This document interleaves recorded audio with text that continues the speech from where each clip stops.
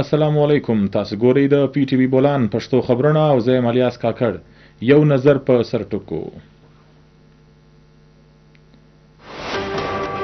سپیکر کانفرنس د ادارو کارکردګي غوره جوړولو د معاملاتو بدلون او د کار توان زیاتولو باندې یووالی وکړي.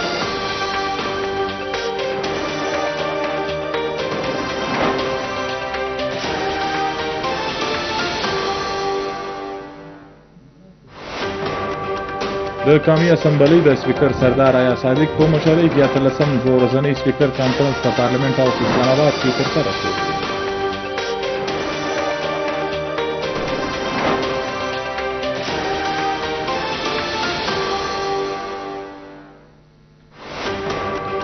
د سېنات چیرمن سید یوسف رضا ګیلانی ویلي دي چې په جمهوریت کې د واکمنۍ په چارو کې ښه والی راوستل او د ولسي ستونزو په هوارولو کې د قانون جوړونکو ادارو ډېر لوی ارزښت لري.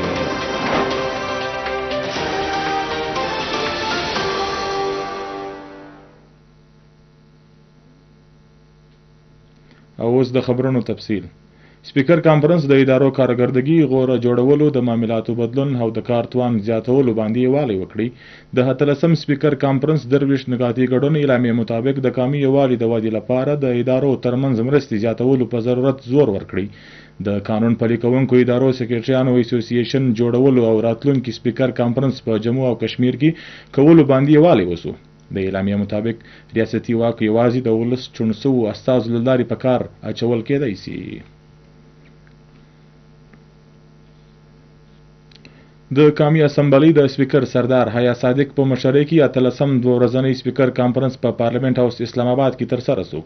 د سېنات د چیرمن په ملتیا د څلور سره صوبایي اسمبلیانو د آزاد جموں او کشمیر قانون سازي اسمبلی او ګلګت بلتستان اسمبلی سپیکرانو د ډلو په ملتیا ګډون وکړي. د قومي اسمبلی سپیکر سردار حیا صادق د سپیکرز کانفرنس په ملتیا لومړۍ ورځ پرانستونکي غونډې ته د وینا پر مهال وویل چې د سپیکرز کانفرنس څخه د یووالي پیغام څرګندېږي. په سپیکرز کانفرنس کې د 57 کړنلاره غوره جوړولو لپاره تجویزونه باندې غور وسو. هغه وویل چې هیواد ته وړاندې ستونزو هوارولو لپاره ولسي استازو په ګډه ناسته سره د ستونزو د هواري له لارې لټول کېدای شي. د ټولو ستونزو هواري د خبرولو لارې امکان لري.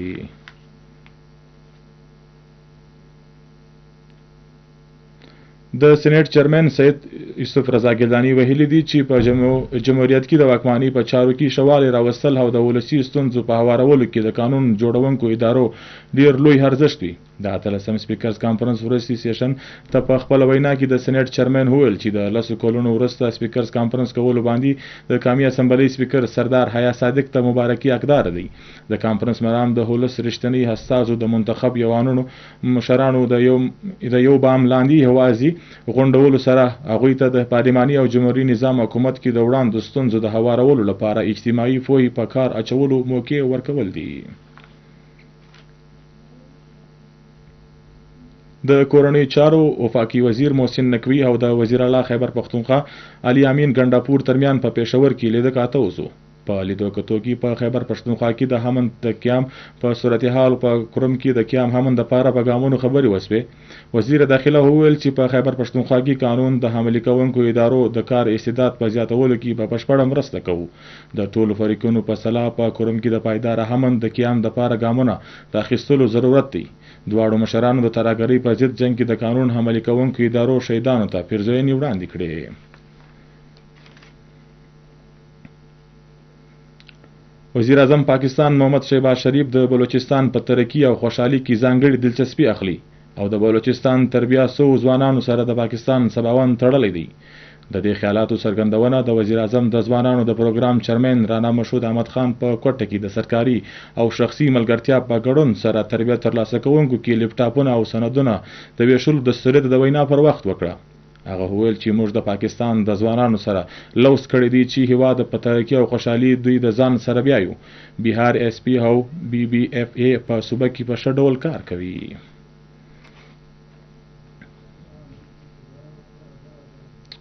د وزیر اعلی بلوچستان میر سرفراز بوګټي په صدارت کې د سربندن د جهازونو د ماتولو د یار د تجویز شوي منصوبې د جاج غونډه په ګوادر کې وسوه.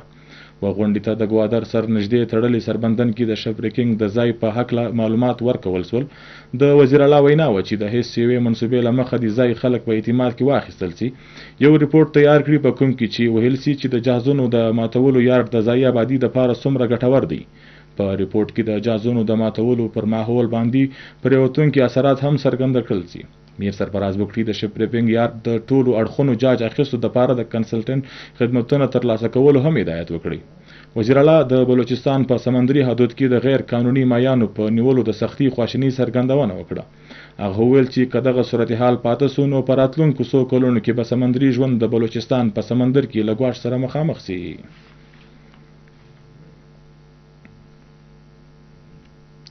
وزیر اعلی بلوچستان میر سرفراز بګټي د تربتمند سړک د تعمیراتي منصوبې پرانسته وکړه. منصوبه د 19 کال 50 ساربه کالدارو په لګښت په 3 کلونو کې بشپړیږي. د منصوبې دپاره په ابتدایي ډول 15 اربه کالدارې جاري کړل سوي دي.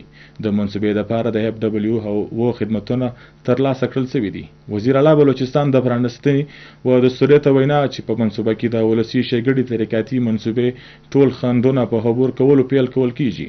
د تربتمند سړک منصوبې د معیار کتنه به د چیف سکریټري په سر مشرۍ کې کمیټه کوي.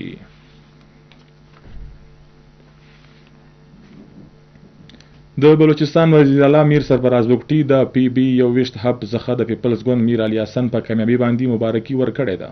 د میر علي حسن د کامیابی نوټیفیکیشن په 19 پولینګ سټیشنانو کې د ووټونو د بیرته شمیرنې وروسته خپور کړل سو.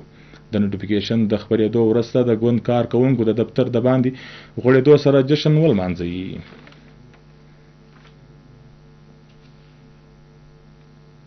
د پاکستان مسلم لیگ فنکشنل سرمشر او د هورانو روحاني مشر پیر صبغت الله راشدي چې د پیر پګاره په نوم نامتو دی په روجان کې د پاکستان د پخوانی وزیر اعظم میر ظفر الله خان جمالي په کور د پخوانی وزیر میر عمر خان جمالي سره ولیدل او د پخوانی وزیر اعظم میر ظفر الله جمالي د پاکستان د لپاره خدمتونه وستایل. په دا محل د ګډ دلچسپي د چارو سربېره د پاکستان د ترقی او خوشحالي د لپاره ځانګړي د هام وکړل شو او د پاک پوج خدمتونه وستایل. د بلوچستان د روغتیا وزیر بخت کاکړ د روغتیا سکریټري مجیب الرحمن او د روغتیا د DG پر هدایت صوبایي کوارډینیټر پریونټیو ډاکټر آصف شیوانی او DHQ واشک او DHQ مستونګ د ضلعي هسپتالونو لپاره ډېر جدید ایډوانس لایف سپورټس ایمبولانسونه ورکړل. پر دا مهال MSBMC ډاکټر سلطان لړي DMS ډاکټر نادر اسکزي او نور هم موجود وو. ډاکټر آصف شیوانی وویل چې په بلوچستان کې ولس د روغتیا ټولې اسانتیاوې ورکولو لپاره ټولې وسیلې په کار راوستل کیږي. هغه وویل چې صوبایي حکومت او د روغتیا محکمه د صوبې په لرې پرتو سیمو کې ولس ته د روغتیا معیاري او ښه اسانتیاوې ورکولو هڅې کوي. په صوبه بلوچستان کې د علم نور په خورولو کې د حکومتي ادارو سره سره په شخصي څانګو کې قایم تعلیمي ادارو کردار هم د ستایلو وړ دی او ضرورت دی امر دی چې ولس په موږ ته د مصنوعي ذهانت د غوښتنو سره سیمې د جدید دور د نړۍ سره تلل وي. د دې خیالاتو څرګندونه د بلوچستان پوهنتون وایس چانسلر پروفیسر ډاکټر ظهور احمد بازی په ځای سکول کې څرګنده کارکردګي ښکاره کوونکو لوستونکو الکانو او انجونو کې سندونه او انعامونو ویشلو دستوریت د وینا پر مهال وکړه. هغه وویل چې موږ ته خپل نوی نسل د دې لپاره تیارول وي چې داسې په نړۍ کې موږ خپل یو کام پیدا کوو. او اوس په پای کې تاسو وګورئ د بلوچستان د بېلابېلو سیمو د موسم حال او مشترک اجازت د لوی الله په امان.